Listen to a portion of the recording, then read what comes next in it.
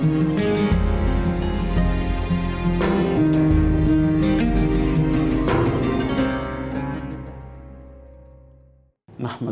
ونصلی ونسلم علی سیدنا و مولانا محمد رسولہ النبی الامین المقین الحنین الکریم رؤوف رحیم، اما بعد، اعوذ باللہ من الشیطان الرجیم، بسم اللہ الرحمن الرحیم۔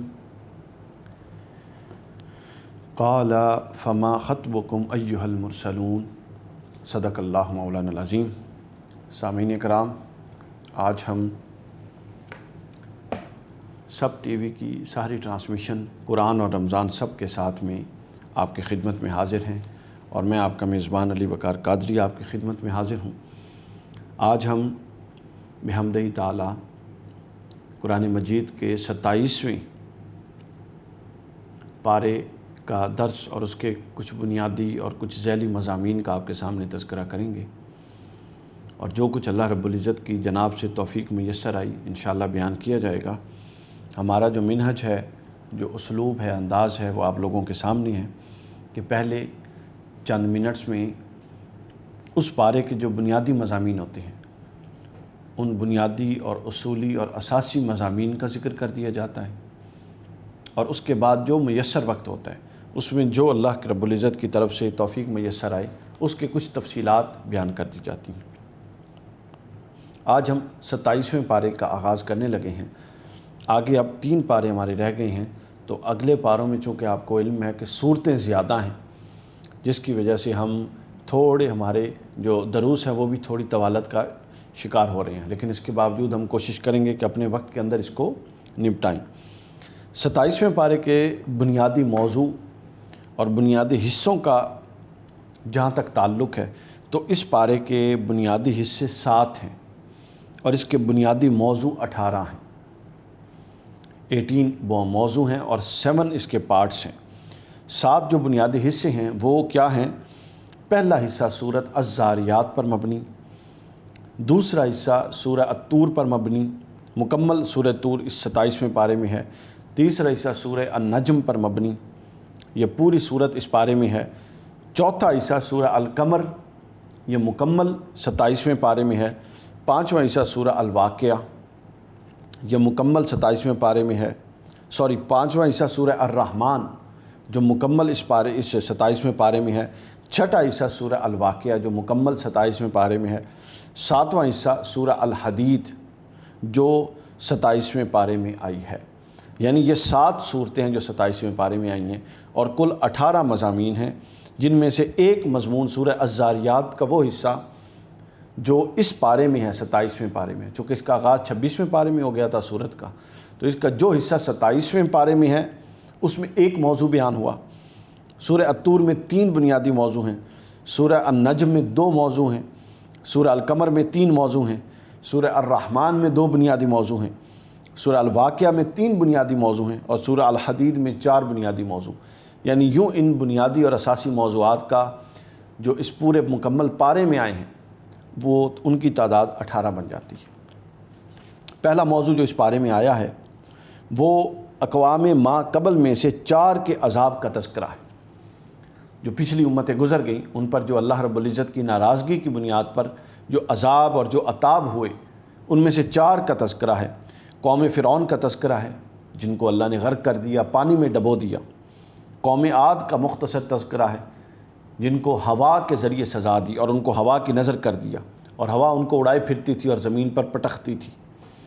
پھر قوم سمود کا تذکرہ ہے، پھر قوم نوح علیہ السلام کا تذکرہ ہے، اور ان تذکار پر مبنی یہ سورہ الذاریات کا وہ حصہ جو 27ویں پارے میں ہے۔ اس کے بعد اگلا موضوع جو اس پارے میں آتا ہے، یعنی یہاں سے ہم سورہ طور میں داخل ہوتے ہیں، اور اگلا موضوع دوسرا موضوع جو اس پارے کا ہے وہ قیامت کا بیان ہے۔ اب آخری یہ جتنے بھی آگے پارے ہیں یا یہ والا پارہ ہے، ان میں قیامت کا، حوالے قیامت کا یہ موضوعات کثرت کے ساتھ ہیں، کثرت کے ساتھ قیامت کا موضوع ہے۔ پھر اس کے بعد جو تیسرا موضوع ہے اس پارے کا وہ جنتی جنت میں کس طرح گھومے پھریں گے اور ان کے ساتھ کیا معاملہ ہوگا، اور وہ اللہ کی نعمتوں کا اعتراف کیسے کریں گے، یہ موضوع ہے اس کا اگلا، تیسرا موضوع اس پارے کا۔ اس کے بعد پھر اس پارے کا اگلا جو چوتھا موضوع ہے وہ حضور نبی اکرم صلی اللہ علیہ وسلم کو اہل مکہ نے کیا تکالیف پہنچائیں، کیا اذیتیں پہنچائیں جب وہ انکار کرتے تھے، اور ان کی انکار کی اور اللہ رب العزت کے پیغام کو جھٹلانے کی کیا کیا صورتیں تھیں وہ بیان ہوئی۔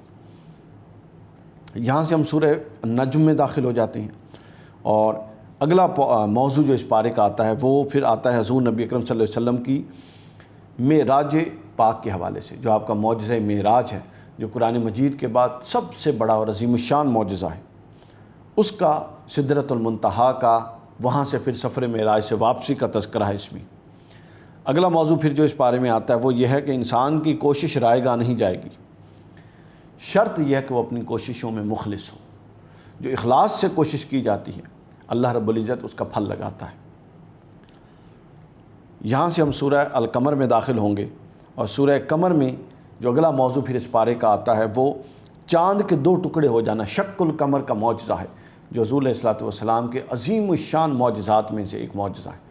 شق القمر یعنی قرآن بہت سارے حضور علیہ السلام کے معجزات خود قرآن مجید میں آئے ہیں، خود قرآن سب سے بڑا معجزہ، پھر اس کے اندر کئی اور معجزات کا بیان ہے، اور ان میں جس طرح پہلے معراج النبی کا معجزہ آیا، یہاں پر چاند کے دو ٹکڑے ہونے کا معجزہ تھا، وہ آیا۔ اس کے بعد اگلا جو موضوع اس بارے میں آتا ہے وہ یہ موضوع ہے کہ قرآن مجید کو اللہ رب العزت نے انسانیت کے لیے نصیحت اور ہدایت کی چیز بنائی ہے، اور اس کے اندر جو ہدایت ہے وہ بڑی آسان کر دی ہے۔ یعنی اگر کوئی بائسڈ نہیں ہے، کوئی پہلے سے متعصب نہیں ہے، کوئی پہلے سے بغض عناد کا شکار نہیں ہے، تو گویا وہ شخص اس سے بڑی آسانی کے ساتھ ہدایت لے سکتا ہے۔ اگلا موضوع جو یہاں پر آتا ہے اس پارے کا وہ ہے مختلف قوموں کے دنیا میں عذاب میں مبتلا ہونے کے قصے، اور پھر آخرت میں ان کی پریشانی کا حال، کہ وہ آخرت میں کس طرح پچھتائیں گے، کس طرح اپنی پریشانی کا اظہار کریں گے، کس طرح خواہش کریں گے کہ کاش وہ واپس دنیا میں چلے جائیں، کس طرح خواہش کریں گے کہ کاش ان کو ایک مہلت اور مل جائے عمل کرنے کی۔ اس پشماندگی کا اور اس ندامت کا احوال یہاں پر آیا ہے۔ یہاں سے سورہ الرحمن شروع ہو جاتی ہے، اور سورہ الرحمن میں جو پہلا موضوع ہے اور اس پارے کا جو اگلا موضوع ہے وہ قیامت کے دن حساب و کتاب کے لیے ترازو کا قائم کیا جانا ہے، کہ اللہ رب العزت اعمال کو تولے گا، حساب ہوگا، حساب کتاب ہوگا، نیکیاں برائیاں تلیں گی، اس کی بنیاد پر اگلا معاملہ ہوگا۔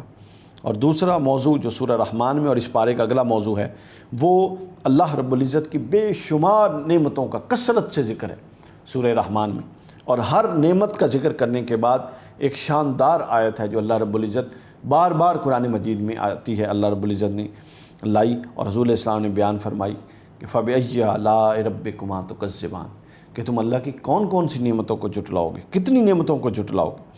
یہ آیت تفصیل سے بار بار ریپیٹڈلی آ رہی ہے۔ جب ہم تفصیلی مضامین پر جائیں گے تو میں بتاؤں گا کہ یہ آیت کتنی دفعہ آئی، کن کن مواقع پہ آئی، اور ان مواقع کے ساتھ اس کے نمبر آف ریپیٹیشن کا کیا تعلق ہے۔ دنیاوی نعمتوں کا ذکر، پھر اس کے بعد اخروی نعمتوں کا ذکر بھی ہے، اور اخروی جو عذاب اور اخروی وعیدیں بیان کی جا رہی ہیں اور جن پر یہ عمل نہیں کرتے اس کا ذکر بھی ہے۔ یہ دونوں پہلو یہاں پر بیان ہوئے، اور انسان کو متنبع کیا آخر میں اس صورت کے الرحمن کے، کیا انسان تم جب اپنے رب کی نعمتیں گن نہیں سکتے تو اس کو جھٹلا کیسے سکتے ہو؟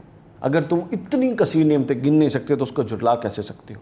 اس کے بعد ہم سورہ الواقعہ میں داخل ہو جاتے ہیں، اور یہ اگلا موضوع جو اس پارے میں سورہ واقعہ کے تحت آتا ہے وہ قیامت کے وقوع کے حوالے سے ہے، اور اس کی ہلکی سی جھلک دکھائی گئی ہے۔ اس کے بعد قیامت کے روز لوگ 3 زمروں میں، 3 حصوں میں اور 3 گروہوں میں تقسیم ہو جائیں گے، اصحاب الیمین، اصحاب المشأمہ اور جو دوسرے اصحاب المشأمہ جہنمی ہوں گے، اور سابقون الاولون، سابقین اولین جو بڑے رتبے والے ہوں گے، یہ 3 گروہ بن جائیں گے۔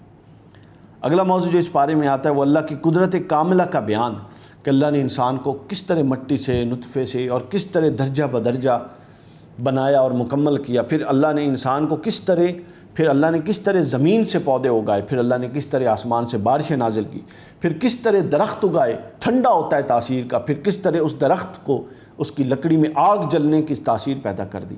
یعنی کیسے متنوع صفات ہیں اور کیسی متضاد صفات ہیں جو ایک ہی چیز میں رکھی گئیں، اور یہ سب کچھ اللہ کی کاریگری اور اللہ کی قدرت کی نشانی۔ یہاں سے ہم سورہ الحدید میں داخل ہو جاتے ہیں اور اللہ کی وحدانیت کا مضمون آتا ہے سب سے پہلے۔ اگلا موضوع جو یہاں پر ہے وہ فتح مکہ سے پہلے خرچ کرنے والوں، السابقون الاولون جن کو کہتے ہیں، خرچ کرنے والوں اور اللہ کی راہ میں جہاد کرنے والوں کی فضیلت کا بیان ہے۔ اگلا موضوع جو آتا ہے وہ قیامت کے دن مومنوں کو ایک نور دیا جائے گا، جس نور کی روشنی میں وہ اس تاریکی میں چلیں گے۔ یعنی قیامت کے دن جب تاریکی کا دن ہوگا، اس دن مومنین کے ساتھ نور ہوگا اور منافقین اس نور سے محروم ہوں گے۔ اور آخری موضوع جو اس پارے کا ہے 18واں موضوع، وہ لوہے کے فوائد سے حوالے سے ہے۔ اور لوہے کے فوائد کیا؟ لوہے سے منافع جو اللہ نے عطا فرمایا، لوہے سے انسان کئی چیزیں بناتا ہے اور پھر اس کو ذریعہ معاش بھی بنتا ہے اور پھر قوت اور طاقت کا باعث بھی ہے۔ یہ اس پارے کے بنیادی مضامین کا احاطہ تھا جو ہم نے بیان کیا۔ جی، اپنے 27ویں پارے کے بنیادی موضوعات کا جائزہ لینے کے بعد اب ہم اس کے تفصیلی موضوعات پر آتے ہیں۔ 26ویں پارے کے آغاز اختتام میں 2 فرشتوں کا ذکر تھا جو حضرت ابراہیم کے پاس آئے، جن کے لیے حضرت ابراہیم نے کھانا بنایا۔ یہاں پر بات ختم ہو گئی تھی۔ اب اس پارے کا 27ویں پارے کا آغاز ہو رہا ہے۔ حضرت ابراہیم علیہ السلام ان سے وجہ دریافت فرماتے ہیں کہ جو تم نے مجھے بشارت دی اس کے علاوہ تمہارے آنے کا اصل اور حقیقی مقصد کیا ہے؟ تو وہ بتاتے ہیں کہ ہمیں قوم لوط پر پتھروں کی بارش برسانے کے لیے اور انہیں تباہ کرنے کے لیے بھیجا گیا ہے۔ یہ وہ بیان دیتے ہیں۔ اور قوم لوط کے علاوہ سورہ زاریات میں جس کے اختتام ہو رہا ہے، قوم فرعون، قوم عاد، قوم سمود اور قوم نوح کے انجام اور عذاب اور ان کے جو ابتلا میں جانے کا یہ بھی ذکر اسی کے اندر ہے۔ اور اس کے بعد ان اقوام کے عذاب کا ذکر کر کے یہ صورت اپنے اختتام پر آتی ہے۔ اور اپنے اختتام میں اس صورت میں جو ایک موضوع بیان ہوا ہے وہ بڑا شاندار ہے، بڑے اختصار سے آیا ہے، 1 یا 2 آیات میں، اور ہے بہت شاندار۔ وہ انسان کی مقصد تخلیق کے حوالے سے کہ انسان کی تخلیق کا مقصد کیا ہے۔ یہ وہ آیات ہیں جو ہم اکثر سنتے ہیں کہ انسان کی تخلیق کا مقصد اللہ فرماتا ہے کہ یہ ہے کہ وہ اللہ رب العزت کی عبادت کرے، اس کی معرفت حاصل کرے۔ اللہ نے انسانوں اور جنات کو نہیں خلق کیا مگر اس لیے کہ وہ اللہ کی عبادت کریں۔ کیوں عبادت کریں؟ کیونکہ وہ ساری مخلوقات کا خالق ہے، مالک ہے، رزاق ہے، کفیل ہے۔ اور کفار و مشرکین کو قیامت کے دن عذاب کی وعید سنائی گئی، یعنی بندگی کا حق ادا کرنے، اور جو بندگی کا حق ادا نہیں کرتے آٹومیٹیکلی وہ پھر منکرین ہو گئے، تو ان کو عذاب کی وعید سنا کر یہ صورت اختتام پذیر ہوتی ہے۔ یہاں سے ہم آگے سورہ الطور میں داخل ہو جاتے ہیں جو 27ویں پارے میں پہلی صورت ہے جو نئی شروع ہوئی ہے۔ سورہ طور مکی صورت ہے، اس میں 49 آیات ہیں اور اس کے 2 رکوع ہیں۔ اس صورت کی ابتدا میں اللہ رب العزت نے اپنی حکمت اور اپنے کلام کی جو اس کا ایک نظم اور منہج ہے اس کے تحت 5 قسمیں کھائی ہیں، اور 5 قسمیں کھا کر اللہ نے فرمایا بے شک تیرا رب جس عذاب کا وعدہ کر رہا ہے اور جو تیرے رب کا عذاب ہے وہ واقع ہو کر رہے گا، اس میں کوئی شک نہیں۔ عذاب کی وعید۔ اب آخرت کا ذکر، احوال قیامت، عذاب، یہ اگلے 2-3 پارے جو رہ گئے ہیں ان سب میں یہی کچھ چلے گا، کثرت سے یہ موضوعات ہیں۔ اور اللہ نے فرمایا کہ جو تیرے رب کا عذاب ہے اس کو کوئی نہیں ٹال سکتا۔ ان آیات کو بہت سا، جب ان آیات کی آپ تفسیر میں جاتے ہیں اور مختلف تفسیریں اٹھاتے ہیں تو بہت سارے مفسرین نے یہ واقعہ لکھا ہے کہ یہ جو عذاب کی آیات تھیں یہ بہت سے لوگوں کے دل پر ایسی گہری چوٹ لگائی اور ایسے اثرات مرتب کیے کہ کئیوں کے یہی ایمان کا باعث بن گئی۔ یعنی قرآن مجید کی تاثیر کے حوالے سے اور پھر وہ آیات جو عذاب کا خوف دلاتی ہیں ان کی تاثیر کے حوالے سے یہ شاندار بیان ہے جو اس موقع پر آیا۔ اس حوالے سے ایک واقعہ حضرت جبیر بن مطعم رضی اللہ تعالیٰ عنہ کے حوالے سے ہے کہ جب وہ زمانہ کفر میں تھے، ایمان نہیں لائے تھے، تو غزوہ بدر کے قیدیوں کے سلسلے میں بات چیت کرنے کے لیے حضور علیہ السلام کے پاس آئے۔ جب پہنچے تو مغرب کا وقت تھا اور حضور علیہ السلام مغرب کی نماز ادا فرما رہے تھے اور مغرب کی نماز میں سورہ طور پڑھ رہے تھے، اور جب آپ اس آیت پر پہنچے جو سورہ طور کی آیت نمبر 7 ہے، جس کے اندر اس عذاب کی وعید سنائی گئی ہے، ہم وہ آیت بھی آپ کے سامنے پڑھ دیتے ہیں۔ 7 نمبر آیت، ان عذاب ربک لواقع، ان عذاب ربک لواقع، ان عذاب ربک لواقع۔ یہ آیت آپ پڑھ رہے تھے کہ بے شک آپ کے رب کا عذاب ضرور واقع ہو کر رہے گا، نافرمانوں پر ضرور واقع ہو کر رہے گا۔ جب حضور علیہ السلام نے یہ آیت پڑھی تو حضرت جبیر بن مطعم فرماتے ہیں کہ مجھے یوں لگا کہ اللہ کے خوف سے میرا دل پھٹ جائے گا، یعنی اس آیت نے مجھ پر اتنا اثر کیا۔ ابھی حضور علیہ السلام نماز میں پڑھ رہے تھے، براہ راست نہیں سنائی تھی، اتنا اثر کیا، اور وہ کہتے ہیں میں نے اللہ کے عذاب کے ڈر سے وہیں بیٹھے اسلام قبول کر لیا۔ پھر اس کے بعد اللہ رب العزت نے اگلی آیات میں پھر ایک اور اسی طرح کا سوال اٹھایا، جس سے وہ کہتے ہیں کہ پھر میری اور غیر مطلب کیفیت اور غیر ہو گئی سن کے قرآن کی، اتنا اثر کیا ان آیات نے۔ کہتے ہیں کہ آگے اللہ نے فرمایا کہ کیا یہ کسی کے پیدا کیے بغیر پیدا ہو گئے ہیں؟ سوال ہے کہ ان کو کس نے پیدا کیا ہے؟ کیا یہ خود سے پیدا ہو گئے ہیں؟ انہوں نے خود اپنے آپ کو پیدا کیا ہے؟ کیا زمین و آسمان کو انہوں نے پیدا کیا ہے؟ کس نے پیدا کیا ہے؟ پھر اللہ فرماتا ہے کہ نہیں، بلکہ یہ یقین نہیں رکھتے، حقیقت تو یہ ہے کہ ان سب کو میں نے پیدا کیا ہے۔ یہ حضرت جبیر بن مطعم فرماتے ہیں کہ ان آیات کو سن کر میرا دل اور میرے ہوش و حواس اڑ گئے، یعنی اب میرے پاس انکار کی کوئی گنجائش نہیں رہی، لہٰذا اسلام قبول کر لیا۔ اور اسی طرح آیات عذاب کے حوالے سے حضرت عمر کا بھی اور بھی بہت سارے لوگوں کا واقعہ، حضرت عمر کا واقعہ کہ حضرت عمر مدینہ کی گلیوں میں رات کو گشت کرتے تھے تاکہ احوال دریافت کیے جا سکیں کہ کوئی مشکل میں تو نہیں ہے۔ تو آپ ایک دفعہ ایک گھر کے پاس سے گزرے، اس گھر میں ایک نوجوان قرآن مجید کی تلاوت کر رہا تھا، اور جب وہ سورہ طور کی اس آیت پر پہنچا کہ بے شک تیرے رب کا عذاب واقع ہو کر رہے گا، تو حضرت عمر کی حالت یہ ہوئی کہ آپ اپنے دراز گوش پر سوار تھے، اس سے نیچے اتر آئے اور دیوار پر ٹیک لگا کے بیٹھ گئے۔ یعنی وہ عذاب کی جو خوف الہی کی کیفیت تھی، اس نے دل پر اتنا گہرا اثر کیا کہ نہ چلنے کے قابل رہے نہ کھڑے ہونے کے، بلکہ دیوار سے ٹیک لگا کے بیٹھ گئے، اور اتنا گہرا اثر ہوا کہ بیمار ہو گئے، اور 1 مہینہ اپنے گھر سے نہیں نکلے۔ لوگ عیادت کرنے آتے، لیکن کسی کو پتہ نہیں تھا کہ اصل ان کے ساتھ ہوا کیا ہے۔ اصل ہوا یہ تھا کہ ان کے دل پر اثر تھا، اور اثر کس کا؟ خوف خدا کی اس آیت کا اثر تھا۔ تو اللہ فرماتا ہے کہ اصل مقصد ہم ان واقعات کو بیان اس لیے کرتے ہیں کہ لوگ قرآن پر غور کریں، غور و فکر کریں، تدبر کریں، اور یہ جو اثرات یہ لوگ لیتے تھے وہ اثرات ہم بھی لیں۔ ہم بھی وہی قرآن پڑھتے ہیں اور سنتے ہیں جو حضرت عمر فاروق نے سنا اور پڑھا تھا، لیکن ہمارے اوپر وہ اتنا مؤثر کیوں نہیں ہوتا جتنا ان کے اوپر ہوتا تھا؟ ہم بھی وہی، ہمارے پاس بھی وہی قرآن ہے جو مولا علی کے پاس تھا، لیکن ان کے پاس، ان کے ہاں کیا تاثیر کا عالم تھا، ہمارے ہاں کیوں نہیں؟ تاثیر اخلاص کے ساتھ وابستہ ہے۔ تو جو غور و فکر اور اخلاص بڑھتا جائے گا، اس کی تاثیر بڑھتی جائے گی۔ اگلا جو موضوع اس پارے میں پھر آتا ہے وہ متقین کی دائمی جو قیام گاہ ہے وہ جنت ہے۔ یہ موضوع اگلا آ رہا ہے کہ وہاں انہیں حوریں، غلمان، لذیذ پھل، گوشت اور لبالب جام اور بہت سی نعمتیں اللہ فرماتا ہے میسر ہوں گی، اور پھر وہ آپس میں بات چیت کرتے ہوں گے اور کہیں گے کہ ہم اس سے پہلے اپنے گھر والوں کے درمیان ڈرا کرتے تھے، پس اللہ نے ہم پر احسان کیا اور ہم کو تیز ہواؤں سے، ہر طرح کی گرم لو سے بچا لیا، اور ہم اس سے پہلے اس کی عبادت کیا کرتے تھے، بے شک وہ محسن ہے، وہ مہربان ہے، وہ رحم فرمانے والا ہے۔ اللہ کی تعریف کریں گے، اللہ کی نعمتوں پر شکر کے جذبات پیش کر رہے ہوں گے آپس میں جنت میں، اور اس چیز کا قرآن نے یہاں پر ذکر کیا ہے۔ یہاں پر سورہ طور اپنے اختتام کو پہنچنے والی ہے، اور یہاں حضور علیہ السلام کو آخری حصے میں 3 باتیں کی گئی ہیں۔ ایک، اللہ کے رسول حضرت محمد رسول اللہ صلی اللہ علیہ وسلم کو اللہ رب العزت نے مشرکین اور کفار کے احمقانہ رویے پر صبر کی تلقین کی کہ آپ صبر سے کام لیجئے اور دعوت و تبلیغ پہنچائے رکھیں، اور تسبیح و تمحید کریں، اللہ کی تسبیح کریں اور صبر سے کام لیں۔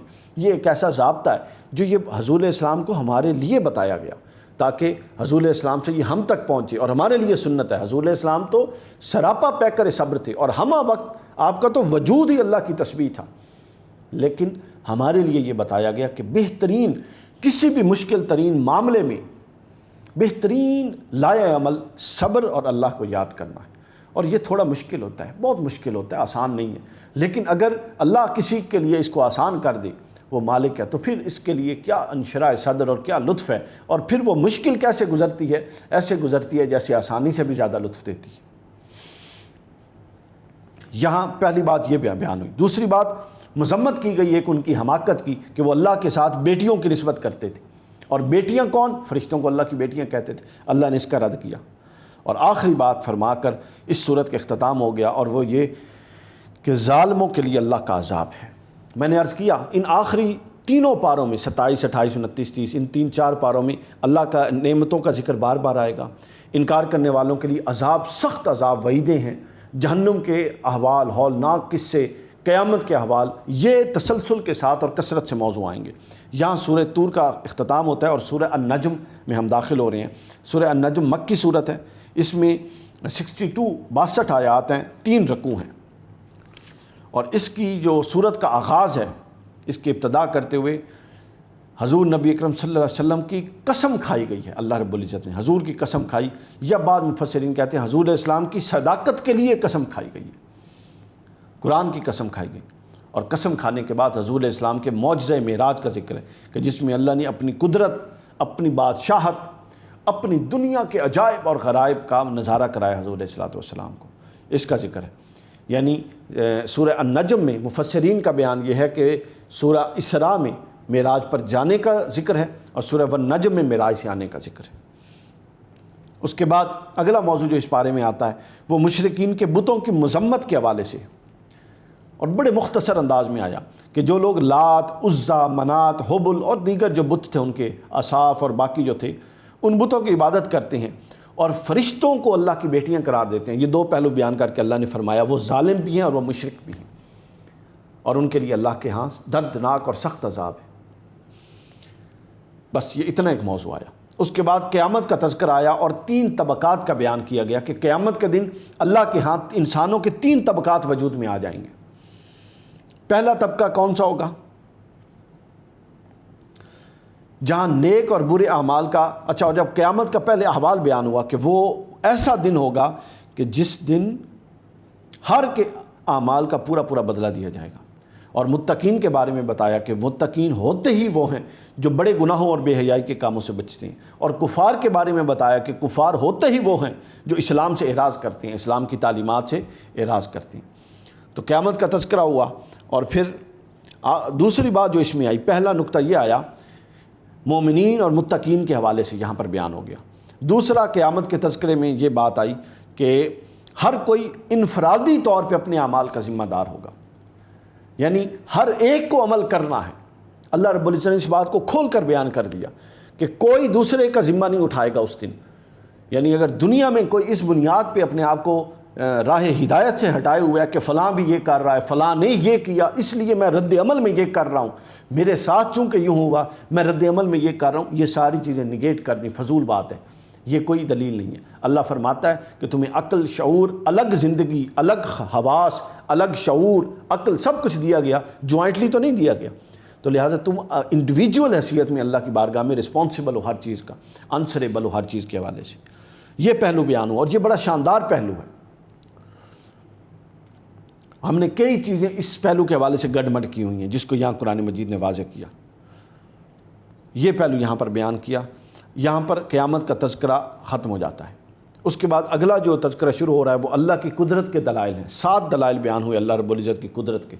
اب آگے دیکھیے موضوعات بڑھتے جا رہے ہیں، جس طرح صورتوں کا نمبر ایک پارے میں بڑھتا جا رہا ہے، موضوعات بھی بڑھتے جا رہے ہیں، لیکن ایک چیز جو نوٹ کرنے کی ہے ان آیات اور ان آخری پاروں میں وہ یہ ہے کہ موضوع شارٹ ہوتے جا رہے ہیں، مفصل موضوعات نہیں آتے۔ اس سے پہلے بڑے مفصل موضوعات آتے رہے ہیں، ہم نے بیان کی اللہ کے فضل سے۔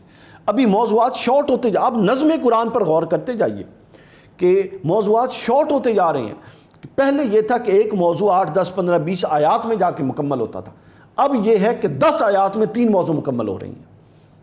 اب اللہ رب العزت ریمائنڈ کرواتا جا رہا ہے کہ یہ سب کچھ جو پہلے بیان ہوا اب گزرتے جاؤ ان کے ساتھ، یعنی ایک ایک 2 بنیادی دلیلیں دے کے وہ پورا کا پورا تصور ریمائنڈ کروا دیا اور تازہ کر دیا ذہن میں۔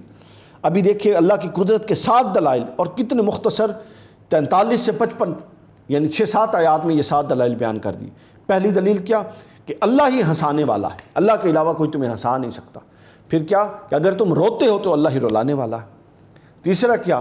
کہ وہی زندہ کرنے والا ہے، وہی مارنے والا ہے، اس کے علاوہ نہ کوئی زندہ کرنے کی قوت رکھتا ہے اور اس کے علاوہ نہ کوئی مار سکتا ہے۔ چوتھا فرمایا کہ اسی نے نر بھی بنایا، مادہ بھی بنایا، مذکر اور مؤنث، میل اور فیمیل جینڈر کا خالق وہ ہے، کوئی اور نہیں کر سکتا۔ یعنی دیکھیے کہ کتنی شارٹ طریقے سے گزر رہا ہے قرآن، لیکن کیسے کیسے تصورات ریمائنڈ کرواتا جا رہا ہے کہ جو پائے جاتے تھے کہ فلاں بابے، فلاں لوگ، تو اصل بتایا جا رہا ہے کہ اصل اللہ کے ہاتھ میں قدرت ہے۔ پھر آگے اسی کے ذمے دوبارہ پیدا کرنا ہے، اللہ کے علاوہ کوئی دوبارہ پیدا نہیں کر سکتا۔ پھر وہ بتایا گیا کہ وہی مالدار بناتا ہے اور وہی سرمایہ دیتا ہے، یعنی اگر وہ کسی کو غنی کرتا ہے تو وہ اس کے اپنے تصرف اور قدرت سے۔ اور آخر میں بتا دیا کہ اس نے نافرمان قوموں کو ہلاک کیا، یعنی وہ جب یہ سب کچھ کرتا ہے، زندہ کرتا ہے، مارتا ہے، رلاتا ہے، ہنساتا ہے، نر مادہ سب کچھ وہ بناتا ہے، دوبارہ زندہ وہ کرتا ہے، تو کیا اس کے باوجود کیا اس بات کا امکان ہونا چاہیے کہ پھر اسی ہی رب کا انکار کیا جائے؟ تو جب امکان نہیں ہونا چاہیے تو پھر اس نے بتا دیا کہ پھر نافرمان قوموں کو وہ عذاب میں مبتلا کرتا ہے۔ آخری آیت کا پچھلے مضمون سے یہ ربط ہے۔ اگلا موضوع جو اس پارے میں آ رہا ہے وہ قرآن مجید سے متعلق مشرکین کا رویہ ہے، اور وہ یہ بیان ہوا کہ پس تم اللہ کے اس کلام سے تعجب کرتے ہو اور ہنس رہے ہو، روتے نہیں ہو۔ اللہ نے سوال اٹھایا کہ کیا یہ جو میں حقائق بیان کر رہا ہوں، جو تمہیں درپیش آنے والے عن قریب ہر ایک کو درجہ بدرجہ، تو کیا یہ تمہیں ہنسنے پر مجبور کرتے ہیں؟ حالانکہ یہ تو رلانے والی چیزیں، تم روتے کیوں نہیں ہو؟ تم تو ہنس رہے ہو۔ اور کفار کے لیے ڈراوے بھی ہیں اس میں، اس کے باوجود تم ہنس رہے ہو۔ کیا تم اس سب کو کھیل تماشے سمجھے ہوئے ہو؟ کیا تم یہ سمجھے ہوئے ہو کہ تمہاری پکڑ اور گرفت نہیں ہوگی، یا یہ سمجھے ہوئے کہ تمہیں جواب طلبی نہیں کی جائے گی؟ اللہ نے فرمایا کہ اسی کے آگے جھکو اور اسی کی عبادت کرو۔ یعنی مشرکین کا رد کر کے کتنا شاندار اور اختصار کے ساتھ آخر میں ہدایت کا، عبادت کا، اتباع الہی کا پیغام دے دیا۔ اس کے بعد یہاں پر اس موضوع پر یہ صورت ختم ہو رہی ہے اور ہم سورہ القمر میں داخل ہو رہی ہیں۔ سورہ قمر مکی صورت ہے، اس میں 55 آیات، 3 رکوع ہیں، اور اس صورت میں وعدے بھی ہیں، وعیدیں بھی ہیں۔ اس صورت میں مومنین کے لیے بشارتیں بھی ہیں اور کفار کے لیے ڈراوے بھی ہیں، اللہ رب العزت کی طرف سے دھمکیاں بھی ہیں، اس میں مواعظ بھی ہیں، عبرتیں بھی ہیں، بہت کچھ ہے اس میں۔ تو اس کا آغاز ہوتا ہے، جو اس کی پہلی آیت ہے، اس میں قرب قیامت اور شق قمر کا ذکر ہے کہ بے شک قیامت قریب آ چکی، ان قریب قیامت آنے والی ہے۔ اور اس میں بیان یہ کیا گیا کہ حضور علیہ الصلوۃ والسلام کی بعثت کے بعد، آپ کے مبعوث ہونے کے بعد قیامت میں کوئی فاصلہ نہیں رہ گیا۔ اور خود بخاری مسلم دونوں میں متفق علیہ حدیث، حضور علیہ الصلوۃ والسلام اپنی 2 مبارک انگلیوں کو ملا کر فرمایا کرتے تھے کہ بے شک میں اور قیامت یوں اکٹھے ہیں، ہم یوں مبعوث کیے گئے ہیں۔ یعنی اب کسی نبی نے تو نہیں آنا، یہ آخری دور ہے حضور علیہ السلام کا، اس کے بعد اب قیامت نے برپا ہونا ہے۔ اب کب برپا ہونا ہے یہ اللہ اور اس کا رسول بہتر جانتا ہے۔ اور اس کے ساتھ جوڑ کے جو حضور علیہ السلام کا اگلا معجزہ بیان ہوا وہ شق قمر کا معجزہ بیان ہوا، جو ایک طرف تو شق قمر کا معجزہ ہے، دوسری طرف وہ شان رسالت مآب صلی اللہ علیہ وسلم کا شاندار بیان ہے جو قرآن میں آیا۔ قرآن میں یہ بتایا گیا شق قمر کا معجزہ، شق قمر سے مطلب ہے کہ چاند کو 2 ٹکڑے کرنے کا معجزہ، اور یہ قرآن مجید میں ہے کہ کفار نے طلب کیا تو حضور علیہ الصلوۃ والسلام نے اپنی انگلی مبارک اٹھائی اور اپنی مبارک انگلی سے چاند کے 2 ٹکڑے کر دیے، جس کو مشرق مغرب تک، اور پھر کتب کے اندر ہے، امام سیوطی نے بھی لکھا ہے، ابن جوزی نے بھی لکھا ہے کہ پھر لوگ دور دور سے جو آتے تھے وہ اس کی شہادت دیتے تھے کہ ہاں ہم نے دیکھا تھا چاند کو 2 ٹکڑے ہوئے، ان کے سامنے ہوا۔ یہ جو واقعہ ہے شق قمر کا، یہ جہاں معجزہ ہے وہاں حضور علیہ السلام کے تصرفات دکھاتا ہے کہ اللہ نے اپنے محبوب کو زمین پر بھی تصرف دیا ہوا ہے، اللہ نے اپنے محبوب کو سمندروں پر بھی تصرف دیا ہوا ہے، اللہ نے اپنے محبوب کو جانوروں پر بھی تصرف دیا ہوا ہے، اور اللہ نے اپنے محبوب کو آسمانی کائنات پر بھی تصرف دیا ہوا ہے، سورج چاند ستاروں پر بھی تصرف دیا ہوا ہے۔ اگر یہ تصرف نہ ہوتا تو انگلی اٹھانے سے چاند کیسے 2 ٹکڑے ہو سکتا تھا؟ تو چاند 2 ٹکڑے ہوا۔ اہل مکہ نے جب آپ کا معجزہ دیکھا تو بجائے ہدایت لانے کے، ایمان لانے کے اور ہدایت حاصل کرنے کے، الٹا گمراہ ہو گئے۔ اور اگر یہ کوئی بھی معجزہ دیکھ لیں تو منہ پھیر لیں گے، اللہ فرماتا ہے، اور کہیں گے کہ یہ پہلے سے آتا ہوا، یہ تو جادو ہے، یا یہ کوئی سحر ہے، یا اس نوعیت کی کوئی شے ہے۔ یعنی ایسے معجزات، عجیب و غریب اللہ کی قدرتوں کے مظاہر اور مناظر دیکھنے کے بعد وہ آنکھیں بند کر لیتے تھے۔ یہی تو گمراہی تھی۔ تو شق القمر اس معجزے کا بیان ہے۔ اس کے بعد اتنے بڑے معجزے بیان کرنے کے بعد اگر کوئی انکار کرتا ہے، یعنی چاند 2 ٹکڑے ہو رہا ہے اور اس کے باوجود اگر کوئی انکار کرتا ہے تو اس کا جواب یہی ہونا چاہیے منطقی، جو اس کا اگلا موضوع آ رہا ہے۔ اللہ رب العزت نے اپنے محبوب کو فرمایا کہ محبوب آپ ان منافقین اور ان مشرکین سے اعراض فرمائیں۔ اس سے بڑا کیا معجزہ ہو سکتا ہے جو اللہ اور اس کا رسول دکھائے کہ چاند 2 ٹکڑے ہو رہا ہے؟ اگر یہ اب بھی نہیں مانتے تو آپ اس سے اعراض فرمائیں ان سے، اور یہ اس دن کا انتظار کریں جس دن ان کو قبروں سے اس حال میں کھڑا کیا جائے گا کہ یہ شرمندہ ہوں گے، ان کے چہروں پر ذلت کے اثرات ہوں گے، ان کے چہروں پر سیاہی ہوگی، اور پکارنے والے کی طرف دوڑتے ہوئے جائیں گے، خواہ وہ کہیں گے کہ یہ دن تو ہمارے لیے بڑا سخت ہے۔ یعنی جب وہ اس دن میں مبتلا ہوں گے تو یہ کہیں گے بڑا سخت ہے۔ آپ نے اتمام محبوب، اتمام حجت کر دی، چاند کے 2 ٹکڑے کر کے دکھا دیے، اب آپ ان سے اعراض کریں۔ اگر یہ ہدایت لانے والے ہوتے تو لے آتے۔ یہ ضابطہ ہے کہ جب اتمام حجت کر دی جاتی ہے کسی بھی حوالے سے، بات پوری طرح سے عقلی، فکری، حصی ہر حوالے سے سمجھا دی جاتی ہے، تو یہ اتمام حجت کے بعد پھر اگلا جو ہوتا ہے وہ اللہ کا عذاب ہی ہوتا ہے۔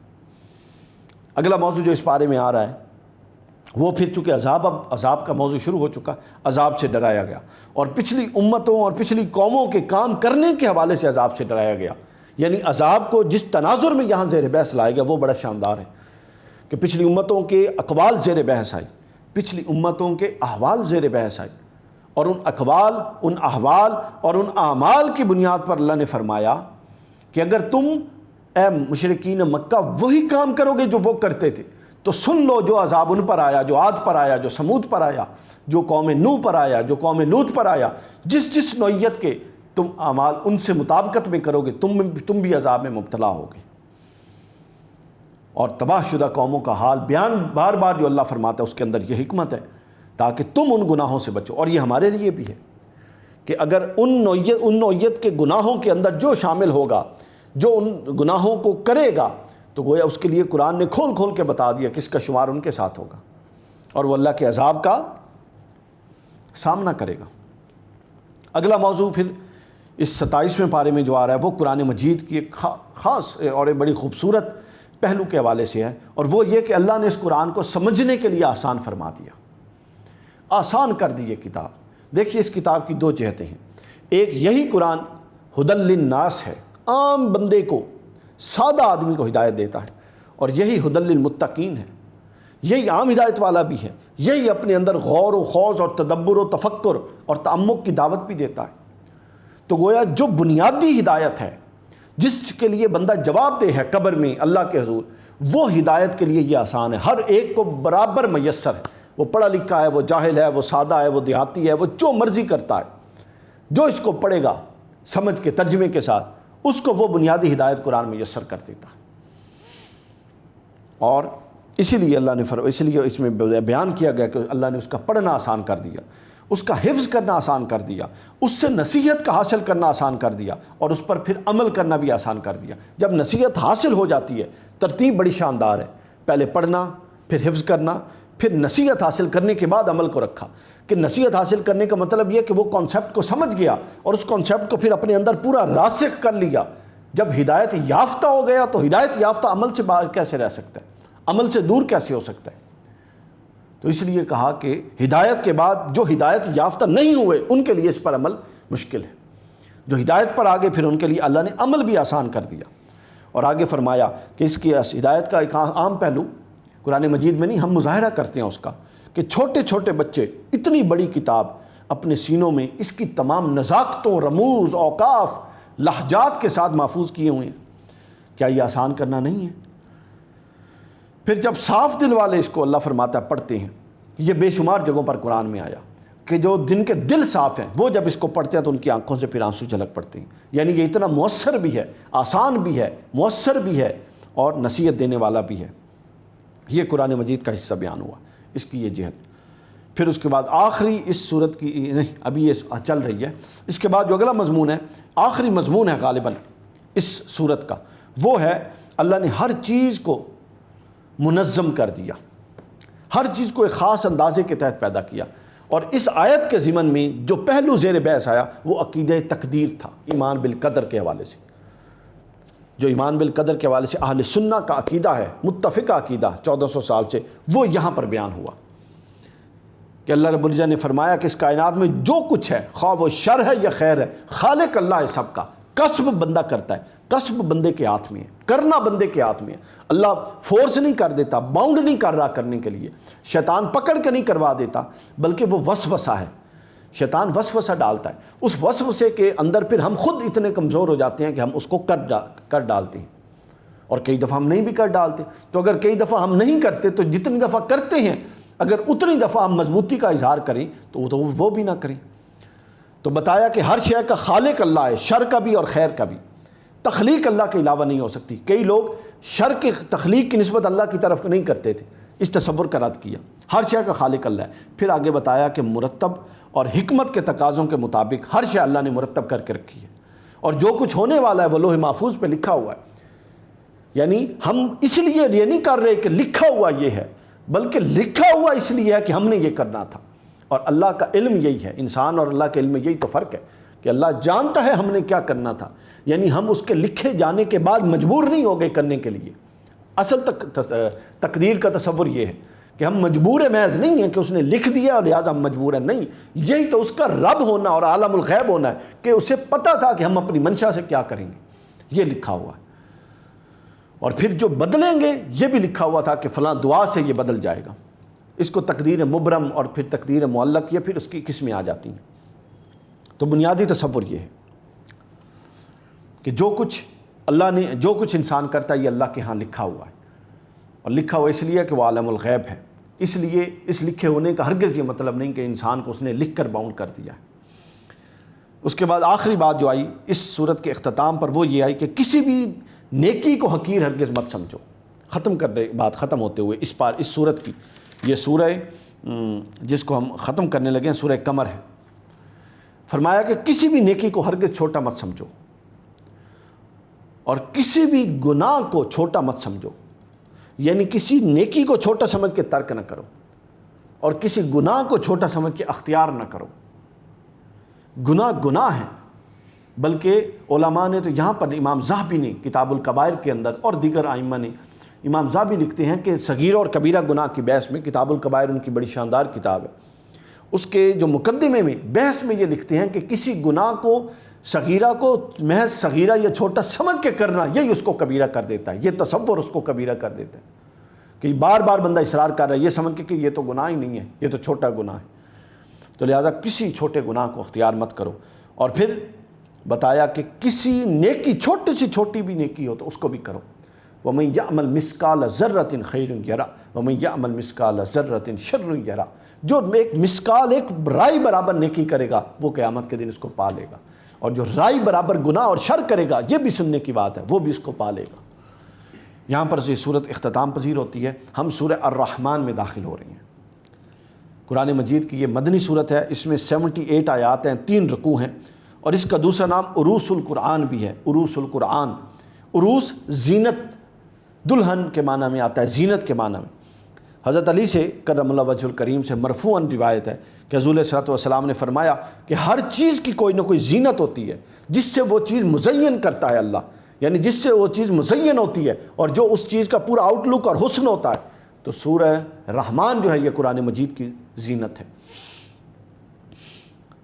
اس کے بعد اس کے موضوعات میں جب ہم جاتے ہیں تو اس میں اللہ رب العزت نے اپنی نعمتوں کا تذکرہ فرمایا۔ 2 موضوعات ہیں بنیادی طور پہ اس کے اندر، اساسی موضوعات میں ہم نے بات کی، پھر اس کے ذیلی موضوعات اس کے تحت آتے ہیں۔ تو پہلا جو بنیادی موضوع اس صورت کے ابتدا میں ہے وہ ہے اللہ کی نعمتوں کا تذکرہ، کثیر نعمتوں کا تذکرہ۔ اللہ کی نعمتیں تو اتنی ہیں کہ وہ بیان نہیں ہو سکتی، لیکن جن بنیادی نعمتوں کا تذکرہ کیا ان میں اللہ نے پہلی نعمت فرمایا، قرآن کے حوالے سے تذکرہ کیا کہ قرآن کا تم پر اتارنا یہ اللہ کا تم پر ایک بہت بڑا فضل اور نعمت ہے۔ بندوں کو پھر قرآن کی تعلیم دینا یہ اللہ کی نعمت ہے، اور نعمت کبریٰ ہے، اور کوئی مادی نعمت اس کا مقابلہ نہیں کر سکتی، اور ہر نعمت کا ایک بدل ہوتا ہے جس کو نعم البدل کہتے ہیں۔ اللہ فرماتا ہے کہ قرآن ایسی نعمت ہے کہ اس کا نعم البدل نہیں ہے، اس کا بدلہ نہیں ہو سکتا۔ اس کی ایک ایک حرف کا، اس کی ایک ایک آیت کا، اس کے ایک ایک معنی کا، ایک ایک مفہوم کا کوئی بدلہ نہیں ہو سکتا۔ اور وہ رحمان کی وجہ سے بندوں پر رحم کرتا ہے، وہ رحمان ہے۔ یہ قرآن مجید کا پہلا حصہ بیان ہوا۔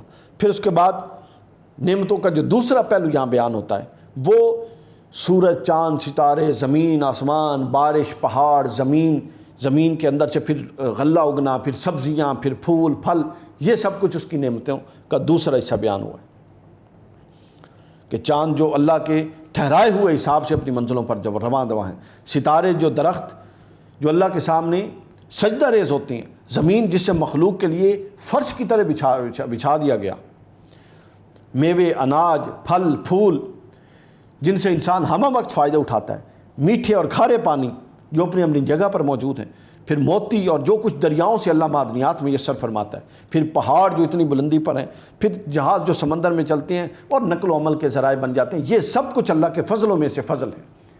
یہ دنیاوی نعمتوں کا حصہ ہے جو اللہ رب العزت نے بیان فرمایا۔ جی یہ اب تک جو ہم نے بیان کیا یہ اخروی، یہ دنیاوی نعمتوں کے حوالے سے اللہ نے اپنی نعمتوں کا تذکرہ فرمایا۔ یعنی سورہ رحمان میں پہلا موضوع آتا ہے قرآن مجید کے حوالے سے اللہ کی نعمتوں کا تذکرہ، کہ قرآن کو خود اور پھر قرآن کے کئی جہتیں بطور نعمت متعارف کروائیں۔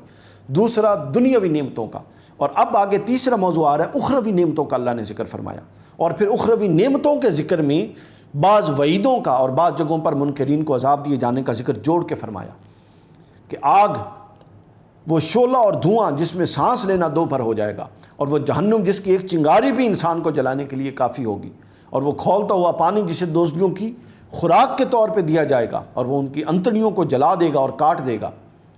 یہ بیان ہوا کہ اب جو اللہ کی نعمتوں پر اتنی نعمتیں، جن دنیاوی نعمتوں کا ذکر کیا، چونکہ دنیا عالم اسباب ہے، اس سے پہلے دنیاوی نعمتوں کا پورا تذکرہ تھا، تو فرمایا کہ جو اتنی زیادہ دنیاوی نعمتوں سے مستفید تو دن رات ہو رہا ہے، مگر ان نعمتوں کے خالق اور مالک کو ماننے کے لیے تیار نہیں ہے، اس کا یہ انجام ہے۔ اور پھر اس کا یہ انجام، عذاب والا انجام بیان فرما کے آگے اہل ایمان کا یہ ذکر ہوا کہ جو پھر ان کو مان جائے گا ان نعمتوں کی بنیاد پر، یعنی یہ نعمتیں علامات ہیں، یہ نعمتیں دعوت ہیں غور و فکر کی کہ اللہ ایک ہے اور اللہ کے دین کی اتباع کرو، اور اس دنیا کو مختصر جانو، اور بڑی دنیا اور جو اخروی دنیا ہے، جو ہمیشہ کی دنیا، اس کی طرف توجہ رکھو۔ تو پھر جو اطاعت کرے گا، سر تسلیم خم کرے گا، اس کے لیے کیا ہوگا؟ فرمایا کہ ان کے لیے گنجان ٹہنیاں اور شاخوں والے باغات ہوں گے، سرسبز باغات ہوں گے، پھر ان میں بہتے چشمے ہوں گے، پھر ہر طرح کے دورے قسم کے میوے ہوں گے، دو قسم کے، پھر ان کے لیے بچھے ہوئے قالین ہوں گے۔ منظر کشی دیکھیے جو قرآن نے کی ہے، سبحان اللہ۔ پھر ان میں دبیز ریشم کے نرم تکیوں کے ساتھ ٹیک لگا کر جنتی ایک دوسرے کے ساتھ بیٹھے باتیں کریں گے۔ اور پھر فرمایا کہ مذکورہ 2 باغات کے علاوہ اور 2 باغات ہوں گے جو پہلے 2 باغات سے تو کم تر ہوں گے مگر اپنی شان میں بڑے ہوں گے۔ پھر فرمایا ان میں 2 چشمے ابل رہے ہوں گے، متنوع قسم کے میوہ جات ہوں گے، اور شرم و حیا اور حسن و جمال کی پیکر حوریں ہوں گی، اور دنیا و آخرت کی ساری نعمتیں اللہ رب العزت نے اس میں جمع فرما دیا۔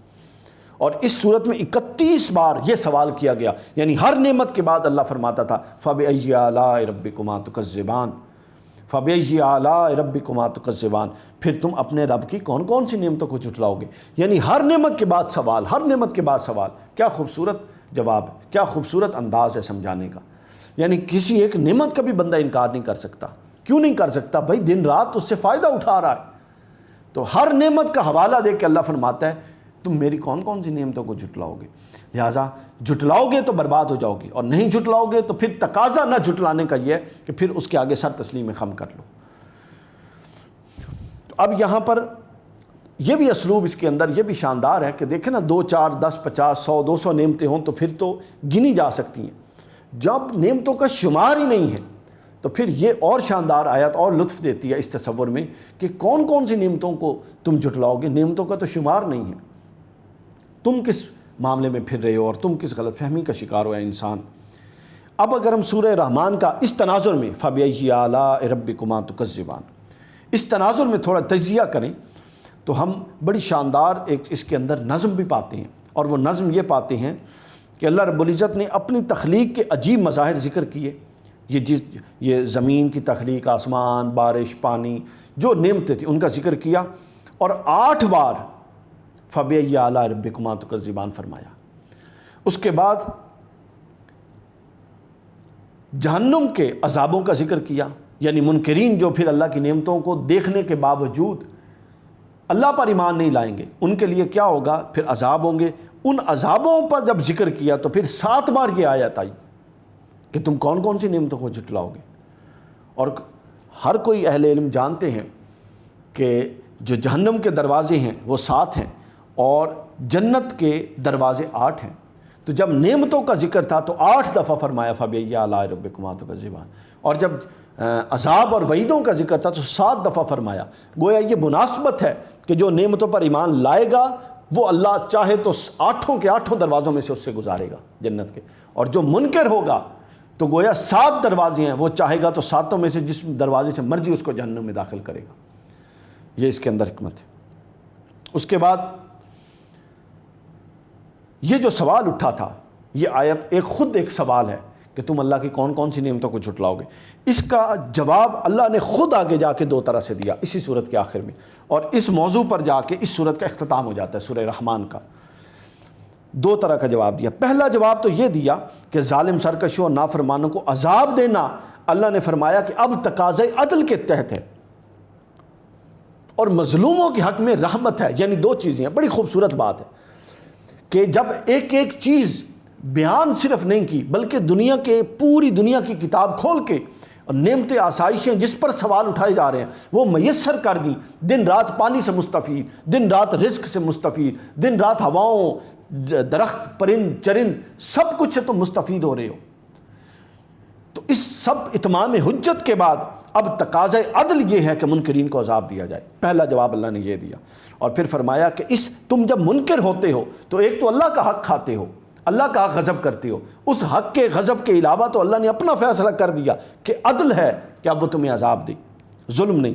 اور دوسرا کہا کہ مظلوموں کے حق میں یہ رحمت اس لیے ہے کہ تم نے اللہ کا جو حق مارا ہے اس کے ساتھ ساتھ تم بے شمار انسان اور اللہ کے بندوں کے بھی حق مارتے رہے ہو۔ تو گویا اگر تمہیں چھوڑ دیا جائے تو جن کے تم نے حق مارے ہیں ان کے حق میں یہ ظلم ہوگا، اللہ ظلم نہیں کرتا۔ لہٰذا اب تمہیں عذاب دینے کی جسٹیفیکیشنیں 2 ہو گئی۔ ایک یہ جسٹیفیکیشن ہوئی کہ اب عدل کا تقاضا ہے کہ تمہیں عذاب دیا جائے، اور دوسری جسٹیفیکیشن یہ ہے کہ مظلوم جن کے ساتھ تم ناانصافیاں کر کے آئے ہو ان کے ساتھ رحمت کا تقاضا یہ ہے، اور ان کے ساتھ عدل و احسان کا تقاضا یہ ہے کہ تم کو عذاب دیا جائے۔ یہ پہلا جواب اور پہلا پہلو بیان ہوا اس آیت کے جواب کے تحت۔ پھر دوسرا یہ کہ کفر و شرک اور فسق و فجور کا انجام ظہور سے پہلے ہی بندوں کو بتا دینا، یہ اللہ نے فرمایا کہ یہ بھی میرا ایک احسان ہے۔ کہ دیکھیے نا، ہم دنیا میں رہتے ہیں، ہمیں کوئی بتا دے کہ یار فلاں جگہ نہ جانا، وہاں یہ مشکل پیش آئے گی، ہم اس کے بڑے محسن ہو جاتے ہیں۔ یا کوئی بتا دے یار یہ کام نہ کرنا، میں نے یہ چیز فلاں اس طریقے سے استعمال کی تھی اور مجھے تو یہ بڑا نقصان ہو گیا، ہم اس کو بڑا شکریہ ادا کرتے ہیں، اس کو اپنا محسن سمجھتے ہیں۔ تو اللہ فرماتا ہے کہ کیا میں تمہارا محسن نہیں ہوں کہ میں تمہیں خبردار کر رہا ہوں کہ خبردار یہ کام کرو گے تو اس کے نتیجے یہ ہوں گے، اور پھر نہ صرف میں تمہیں نتائج سے آگاہ کر رہا ہوں بر وقت، بلکہ تمہیں مہلت دے رکھی ہے کہ تم ٹھیک کام کرو۔ پھر تمہارے سامنے تم سے پہلے جو اس نتائج کو پیش نظر رکھے بغیر زندگیاں گزار گئے ان کے احوال تمہارے سامنے رکھتا ہوں کہ تم دیکھو کہ ان کا انجام کیا ہوا۔ تو کیا تم مجھے اپنا محسن نہیں مانتے؟ بے شک اللہ محسن ہے۔ تو اللہ فرماتا ہے کہ مالک کو محسن سمجھیں کہ اس نے ہمیں آخرت کے خطرات سے بر وقت متنبع کر دیا، اور دنیا کے خطرات کے مقابلے میں آخرت کے خطرات کی دنیا کے خطرات کے مقابلے میں بڑی حیثیت ہے، اور دنیا کے خطرات کی کوئی حیثیت نہیں۔ تو ہم دنیا کے خطرات کو آگاہ کرنے والے کے تو محسن سمجھتے ہیں، جو آخرت کے خطرات سے آگاہ کر رہا ہے اس کو کیوں نہ محسن سمجھیں۔ کیا شاندار بات ہوئی ہے۔ یہاں پر پہنچ کے اللہ فرماتا ہے کہ بے شک تیرا پروردگار کا نام برکت والا ہے، جو عظمت والا، عزت والا اور جلال والا ہے۔ یہاں سورۃ الرحمن اختتام پذیر ہوتی ہے، اور ہم یہاں سے سورہ الواقعہ میں داخل ہو جاتے ہیں۔ یہ سورت مکی سورت ہے، اور اس میں 96 آیات ہیں، اس کے 3 رکوع ہیں۔ حضرت عبداللہ ابن مسعود رضی اللہ تعالی عنہ سے روایت ہے کہ جو شخص ہر رات سورہ واقعہ پڑھے گا اللہ اس پر فاقہ کا اس کو مسلط نہیں کرے گا، فقر و فاقہ کا اس کو سامنا نہیں کرنا پڑے گا۔ جب ہم سورت کے اندر داخل ہوتے ہیں تو سورت یہ بتاتی ہے کہ قیامت قائم ہوگی تو زمین پر زلزلہ برپا ہو جائے گا، احوال قیامت۔ میں نے عرض کیا کہ اب آگے ہر صورت میں کم و بیش یہ مضمون آ رہا ہے، پہاڑ ریزہ ریزہ ہو جائیں گے، یعنی قیامت کی ہولناکی کا تذکرہ ہے۔ اور پھر اگلی جو بنیادی مضمون اس میں آتا ہے وہ یہ ہے کہ انسان 3 گروہوں میں تقسیم ہو جائیں گے۔ جب یہ معاملہ ہوگا کہ قیامت آ جائے گی، زمین پر زلزلہ برپا ہے اور پہاڑ ریزہ ریزہ ہیں، پھر اس میں کیا ہوگا؟ پہاڑ ریزہ ریزہ ہیں تو اس میں انسان کے 3 گروہ ہو جائیں گے۔ ایک اصحاب یمین جن کو جنتی کہا جائے گا، ایک اصحاب شمال جن کو دوزخی یا جہنمی کہا جائے گا، اور تیسرے سابقون خواص مومنین جو نیکی کے کاموں میں اتنے آگے تھے دوسروں سے سبقت لے گئے، تیسرا طبقہ وہ ہوگا۔ یعنی ایک عام مسلمان، ایک پھر خاص مسلمان جو نیکیوں میں آگے چلے گئے، اور ایک پھر وہ جو بالکل منکر ہو گئے، کافر ہو گئے۔ تو ان تینوں گروہوں کے پھر آگے مختلف انداز میں ان کی جزا کا اللہ رب العزت نے بیان فرمایا کہ ان تینوں کو اللہ مختلف انداز میں جزا سے نوازے گا، ہر ایک کی جزا اس کے عمل کے مطابق ہوگی۔ عام مومنین کی جزا عام جنت ہوگی، خواص کی جزا مقام قرب ہوگا، اور پھر جو اصحاب شمال ہیں ان کی سزا ظاہر ہے جہنم ہوگی۔ اگلا موضوع جو اس پارے میں آتا ہے وہ بعث بعد الموت کے اس بات کے حوالے سے ہے، اور میں نے بار بار یہ پہلے بھی عرض کیا کہ اب موضوعات جو آ رہے ہیں نہایت اختصار سے قرآن اس کو شاندار طریقے سے گزر رہا ہے۔ اس سے پہلے موضوعات طویل ہوتے تھے، یا موضوعات اپنی جامعیت میں وہ اسی طرح ہیں، مگر جو ان کے بیان کے لیے دورانیہ تھا، آیات کا تھا، وہ اس کو کم کر دیا گیا۔ تو بعث بعد الموت کا یہاں پہ اس بات، اور اس کے اس بات کی دلیل کیا لی کہ وہ اللہ جو پانی کے قطرے سے انسان کو بنا سکتا ہے، جو مٹی میں ڈالنے والے بیج کو پودا، پھول، پھل لگا کے تناور درخت بنا سکتا ہے، بادلوں سے پانی برسا کے مٹی سے رزق اگا سکتا ہے، درخت جو اپنی تاثیر میں ٹھنڈے پانی اور مٹی سے نکلا تھا اس سے آگ پیدا کر سکتا ہے، تو وہ مردہ انسان کو زندہ کیوں نہیں کر سکتا؟ کیا شاندار استدلال ہے، یعنی عقل انکار ہی نہیں کر سکتی، کوئی معقول آدمی انکار نہیں کر سکتا ان دلائل کا کہ بھائی اگر یہ سب کچھ وہ ہے۔ اچھا، اور یہ جتنا کچھ بیان ہو رہا ہے اس میں کوئی ڈھکا چھپا نہیں ہے، کوئی راکٹ سائنس نہیں ہے کہ ہم نے کسی سفر کر کے ملک میں جانے اور وہاں یہ دیکھنی ہے کہ اللہ نے کس چیز کا ذکر فرمایا اور کون سا مظہر بیان کیا ہے اور کون سی قدرت کے لیے دلیل قائم کی ہے۔ ہم دن رات ہمہ وقت دیکھتے ہیں۔ ہم میں سے کون ہے جس نے لکڑی سے آگ کو جلاتے ہوئے اپنے گھروں میں نہیں دیکھا؟ ہم میں سے کون ہے جس نے بادل برستے ہوئے اور زمین سے رزق اگلتے ہوئے نہیں دیکھا، فصلوں کو نہیں دیکھا؟ ہم میں سے کون ہے جس نے اللہ کی قدرت کے یہ مظاہر نہیں دیکھے؟ ہر ایک نے دیکھے۔ تو گویا یہ تمام مظاہر ایک طرح سے، ایک جہت سے مردہ کو زندہ کرنے سے مطابقت رکھتے ہیں، تو لہٰذا اللہ اس انسان کو بھی مردہ کرنے کے بعد، موت کے بعد پھر زندہ کرے گا۔ اگلا موضوع جو اس بارے میں آتا ہے وہ عظمت قرآن کے حوالے سے، کہ یہ قسم کھا کر فرمایا کہ بے شک یہ قرآن بڑی عزت اور عظمت والا ہے، اور یہ ایک محفوظ کتاب میں درج ہے جسے پاک صاف لوگ ہی چھو سکتے ہیں، اور یہ رب العالمین کی طرف سے اترا ہوا ہے۔ قرآن کی عظمت کے چند پہلو بیان ہوئے۔ اچھا، اب اس میں جو اللہ رب العزت نے قسم کھائی وہ ستاروں کی قسم کھائی اور اس کو عظیم قسم قرار دیا۔ یہ بات آج سے اگر کئی صدیاں پہلے ہوتی تو اور ہوگی تو اس وقت اس کے ستاروں کی قسم والا معاملہ اتنا انکشاف نہیں ہوتا کہ اس کے اندر یہ کیوں فرمایا جا رہا ہے کہ یہ اتنی عظیم بات ہے کہ اللہ اس کی قسم کھائے۔ لیکن آج ہم اس کا ادراک کر سکتے ہیں کہ سائنس ہمیں بتاتی ہے کہ کائنات میں کم و بیش 500 ملین کہکشائیں ہیں، اور ہر کہکشاں میں 1,00,000 ملین یا اس سے کم و بیش ستارے پائے جاتے ہیں، اور یہ ساری کہکشائیں مسلسل حرکت میں، گردش میں رہتی ہیں، اور ہر ایک کا اپنا دورانیہ، اپنی چال اور اپنی سپیڈ ہے۔ چاند مسلسل گھوم رہا ہے، زمین اپنے محور میں مسلسل 1000 میل فی گھنٹہ کی رفتار سے گھوم رہی ہے، سورج 6 لاکھ میل فی گھنٹہ کی رفتار سے مسلسل حرکت میں ہے، اور کتنی صدیوں سے حرکت میں ہے کوئی نہیں بتا سکتا۔ پھر ہر ستارہ اپنی گردش میں ہے جس کا مختلف دورانیہ ہے۔ تو گویا اللہ فرماتا ہے کہ یہ اتنے بڑے ستاروں کی یہ پوری کہکشاں ہیں، ٹھیک ہے، جس کے اندر ٹریلینز کے قریب ستارے ہیں، اور ہر ستارہ اپنے مدار میں، اپنی حرکت میں چلا ہوا ہے۔ اور اللہ نے فرمایا کہ اگر یہ اپنے اس نظم کو جو اللہ نے ان کو دیا ہے قائم نہ رکھیں، اور ایک ستارہ اپنے دورانیے میں تھوڑا تیز ہو جائے، اگر اس نے 24 گھنٹے میں چکر کرنا ہے تو وہ اگر 20 گھنٹے میں کر لے، یا 20 میں کرنا ہے تو 28 میں کر لے، تو یہ دنیا کا نظام درہم برہم ہو جائے، یہ دن اور رات کی ساری تقسیم ختم ہو جائے۔ لیکن یہ نہیں ہو رہا، صدیوں سے چل رہا ہے۔ تو کون ہے جو اس تصرف کے ساتھ اس ستاروں کو لے کر چل رہا ہے؟ وہ اللہ ہے۔ تو لہٰذا اس حرکت اور اس قدرت کی دلیل جو اس کے اندر پائی جاتی ہے ستاروں کی حرکت میں، اس وجہ سے ان کی قسم اٹھائی۔ اس کے بعد اب ستاروں اور قرآن کے ساتھ جب بادی نظر میں ہم دیکھتے ہیں تو ایک مناسبت بھی ہے، چونکہ موضوع عظمت قرآن سے شروع ہوا تھا کہ یہ بے شک یہ قرآن بڑی عظمت والا ہے، اور پھر ستاروں کی قسمیں۔ تو اس کی وجہ یہ ہے کہ ستارے اور قرآن میں ایک طرح کی مناسبت ہے کہ ستارے بحر و بر کی تاریکیوں میں رہنما ہیں لوگوں کے، قرآن بھی رہنما ہے۔ یوں ہی قرآن کی آیات و سور بھی پوشیدہ علوم سے آگاہ کرتی ہیں، اور ستارے میں بھی ہزاروں عجائبات ہیں جو سامنے منکشف ہوتے ہیں، جس طرح بھی میں نے ذکر کیا۔ تو گویا اس کی کئی جہتیں ان کے ہاں تناسب اور مناسبت پائی جاتی ہے۔ اور اللہ فرماتا ہے کہ بے شک یہ خبر سراسر حق اور قطعی یقینی ہے کہ تو اپنے عظیم الشان پروردگار کی تسبیح فرما۔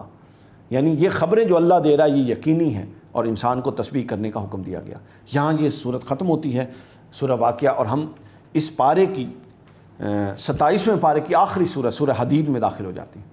یہ مدنی صورت ہے، اس میں 29 آیات ہیں، اس میں 4 رکوع ہیں۔ حدید لوہے کو کہتے ہیں۔ اس صورت میں چونکہ لوہا پیدا کرنا اور اس سے معاملات ہیں، جس وجہ سے اس صورت کا نام سورہ الحدید رکھ دیا گیا۔ اس صورت میں 3 موضوع ہیں بنیادی طور پہ۔ پہلا موضوع توحید ہے، دوسرا موضوع رسالت اور نصرت رسول ہے، اور تیسرا موضوع اس کے اندر وہ ہے دنیا کی بے ثباتی کے حوالے سے۔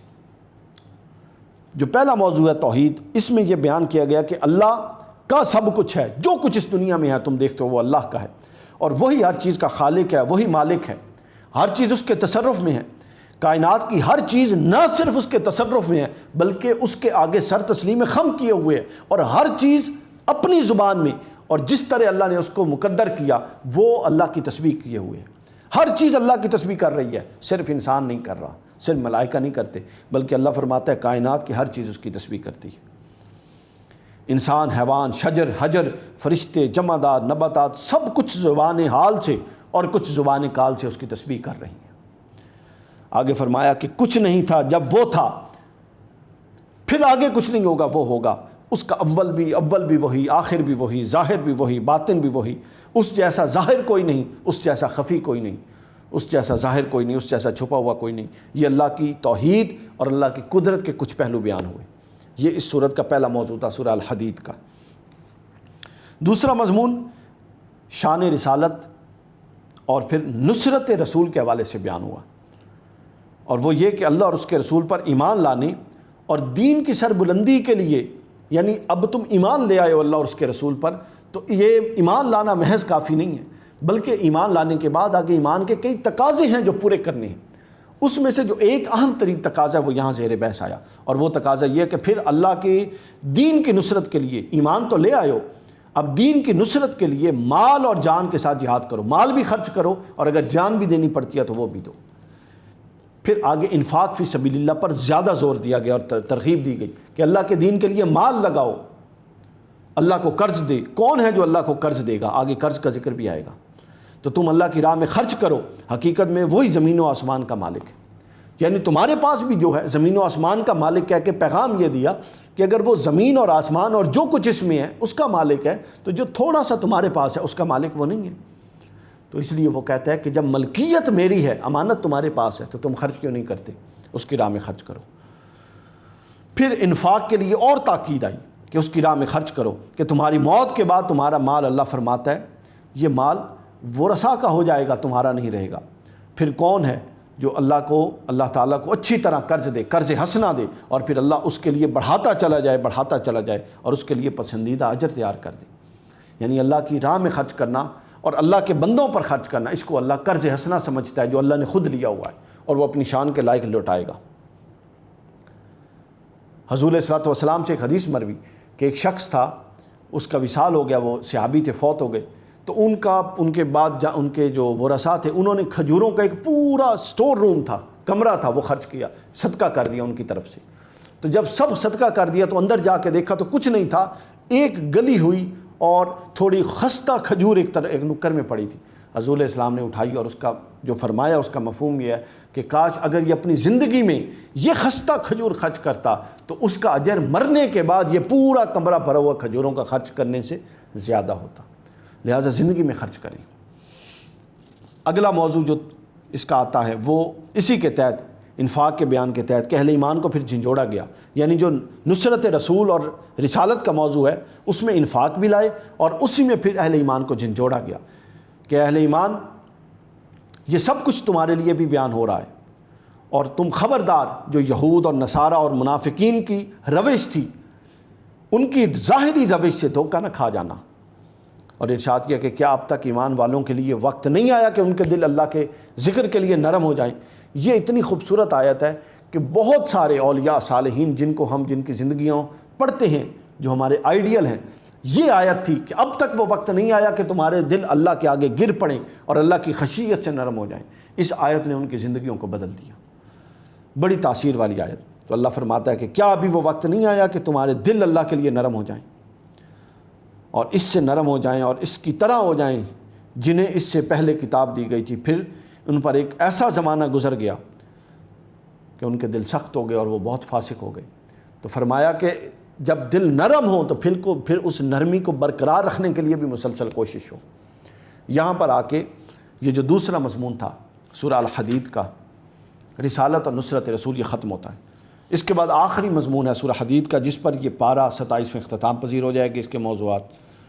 وہ تیسرا مضمون دنیا کی بے ثباتی کے حوالے سے۔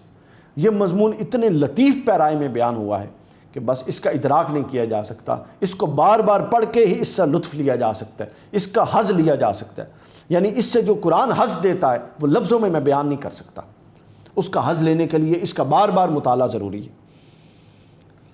اور پوائنٹس یہ ہیں جو اس میں زیر بحث ہے، وہ یہ کہ اللہ نے انسان کے سامنے دنیا کی زندگی بیان کر دی، دنیا کی پوری زندگی رکھ دی، نعمتیں بیان کر دیں، سارا کچھ کر دیا، ظاہری زینت آزمائش رکھ دی اور سمجھایا یہ ہے کہ یہ سب کچھ عارضی ہے، یہ میری ہی تخلیق ہے، یہ میں نے ہی بنائی ہے اور اس کے ذریعے میں تجھے اپنی طرف متوجہ کرنا چاہتا ہوں، مگر یہ سمجھ لو کہ یہ دھوکہ اور سراب ہے۔ پوری زندگی کا مطمع نظر اس کو مت بناؤ، ہر صلاحیت کو محض دنیا اور محض دنیا اکٹھے کرنے کے لیے استعمال نہ کرو۔ اور پھر اس دنیا کی مثال اس کھیتی سی ہے کہ جس کی سرسبزی اور تازگی دیکھ کر کاشتکار خوش ہوتا ہے۔ قرآن نے مثال بیان کی، کاشتکار خوش ہوتا ہے، دیکھنے والے رشک کرتے ہیں۔ اللہ فرماتا ہے پھر ایک وقت آتا ہے کہ وہ کوڑا کرکٹ بن جاتی ہے اور سب کچھ ہوا میں اڑ جاتا ہے، اور یہی دنیا کا حال ہے۔ اللہ فرماتا ہے لہٰذا اس دنیا میں رہو، اس کی نعمتوں سے مستفید ہو، اس کی نعمتوں سے انجوائے کرو، مگر اپنی توجہ اللہ کی طرف، آخرت کی طرف اور آخرت کی زندگی کی طرف رکھو۔ یہ فانی ہے، ختم ہونے والی ہے، یہاں کی ہر چیز اللہ فرماتا ہے زوال پذیر ہے، لیکن آخرت کی زندگی دائمی ہے اور آخرت کی نعمتیں دائمی ہیں۔ یہ تیسرا موضوع تھا اس پارے کا، جس کو بیان کر کے سورہ الحدید کے 3 بنیادی موضوع بیان ہو گئے۔ پہلا توحید، دوسرا رسالت اور نصرت رسول، تیسرا دنیا کی بے ثباتی اور دنیا کا جو اس کے اندر نقص ہے اور دنیا کی جو دائمیت دنیا میں نہیں ہے اور دنیا جو ایک دھوکہ اور سراب کا پہلو ہے اس کے اندر، وہ بیان کیا۔ اور ساتھ عقدہ کشائی بھی کی کہ اس کے اندر جو نعمتیں ہیں وہ اس لیے نہیں رکھی گئیں کہ ان میں ڈوب جائیں، وہ اس لیے رکھی گئی ہیں کہ ان کو دیکھ کر اس کو ریمائنڈ کریں جس نے یہ نعمتیں دی ہیں۔ آخر پہ دوہرے اجر کا اعلان کر کے اللہ رب العزت نے یہاں پر ہم اس پارے کو ختم کریں گے، اور یہ صورت بھی یہاں ختم ہو رہی ہے۔ یہ جو سورہ الحدید ہے یہ ختم ہو رہی ہے، اور اللہ نے فرمایا کہ اللہ سے ڈرنے والوں اور رسول اللہ صلی اللہ علیہ وآلہ وسلم پر ایمان لانے والوں کے لیے اللہ کے ہاں دوہرا اجر ہوگا، اور اللہ ان کو نور عطا کرنے کا وعدہ فرماتا ہے کہ نور عطا کرے گا۔ اس نور کی روشنی میں پھر وہ جنت میں، اور نور کی روشنی میں وہ یوم محشر میں اور جنت میں چلیں گے، یعنی ان کے لیے ایک پوری ہدایت کا سامان میسر کر دے گا۔ اور جو پھر اس کا نہیں کرے گا، اللہ رب العزت کی اطاعت اور رسولوں پر ایمان نہیں لائے گا، وہ اس نور سے محروم رہے گا۔ تو اللہ تعالیٰ سے دعا ہے کہ ہمیں بھی وہ نور عطا فرمائے جس کی روشنی میں ہم چلیں۔ آخر میں ہم دعا کرتے ہیں، اللہم صلی علی محمد وعلی آلہ وصحبہ وبارک وسلم۔ باری تعالیٰ آج ہم نے تیری توفیق سے، تیرے فضل سے، تیری عنایت سے اور تیرے اذن سے 27ویں پارے کے جو کچھ ہماری کمزور عقلوں میں اور کمزور سمجھ میں اور ناقص فہم میں آتا تھا، جو تو نے عطا فرمایا وہ ہم نے بیان کر دیا۔ باری تعالیٰ اس کا سب سے پہلا اثر خود ہماری اپنی زندگیوں پر، ہمارے قلب پر، ہمارے باطن پر، ہماری روحوں پر فرما، ہماری زندگیوں کی اصلاح فرما، ہمیں زندگیوں کی اصلاح کرنے کی توفیق عطا فرما، اور جو دنیا کے حوالے سے اپنی نعمتوں کے حوالے سے تو نے فرمایا، ہمیں بھی نعمتوں پر شکر ادا کرنے والا بنا، نعمتوں پر شاکر بنا۔ ہم دن رات تیری نعمتوں سے مستفید ہوتے ہیں، ان سے لطف اندوز ہوتے ہیں، ہمیں ان نعمتوں کا شکر ادا کرنے والا بنا۔ باری تعالیٰ ہمیں ان نعمتوں کا شکر، ان کا کفران کرنے والا نہ بنا، ان کا شکر ادا کرنے والا بنا۔ باری تعالیٰ جن اس کہکشاؤں کی جو تو نے قسمیں اٹھائی ہیں، جو چیز باری تعالیٰ تو نے غور و فکر کے لیے پیدا کی ہے، ہمیں بھی اس پر غور، اور اس غور کے نتیجے میں ہم پر اپنی معرفت آشکار فرما، ہمیں اپنی معرفت کا حصہ وافر عطا فرما۔ اور باری تعالیٰ یہ دنیا جو تو نے آزمائش گاہ کے طور پہ پیدا کی ہے، ہم اس میں کھو گئے ہیں باری تعالیٰ، ہم اس کے اندر ڈوب گئے ہیں، اور ہم نے دنیا کو ہی کل متاع، کل مطمع نظر، اور پوری زندگی میں صرف دنیا کا حصول اپنی پوری اوڑھنا بچھونا بنا لیا ہے۔ باری تعالیٰ ہمیں ہدایت فرما، اور دنیا سے اتنا حصہ لینے کی توفیق عطا فرما جتنا حصہ اس دنیا کے لیے چاہیے، اور حصہ وافر ہمیں آخرت کے لیے میسر فرما، اور آخرت کے لیے میسر کرنے والے اعمال کرنے کی توفیق عطا فرما، اور ہمارے لیے آخرت کے اعمال مزین کرنے، جو آخرت کو مزین کریں گے وہ اعمال آسان فرما، سہل فرما۔ ربنا ظلمنا انفسنا وان لم تغفر لنا وترحمنا لنکونن من الخاسرین، لا الہ الا انت سبحانک انی کنت من الظالمین۔ صلی اللہ تعالیٰ علی خیر خلق محمد وعلی آلہ وصحبہ وبارک وسلم۔ آج خواتین و حضرات ہم نے 27ویں پارے کا اختتام کیا۔ اللہ رب العزت سے دعا ہے کہ اس کو قبول فرمائے۔ کل انشاءاللہ بفضلہ تعالیٰ 28ویں پارے کے ساتھ آپ کی خدمت میں حاضر ہوں گے۔ وما علینا الا البلاغ المبین۔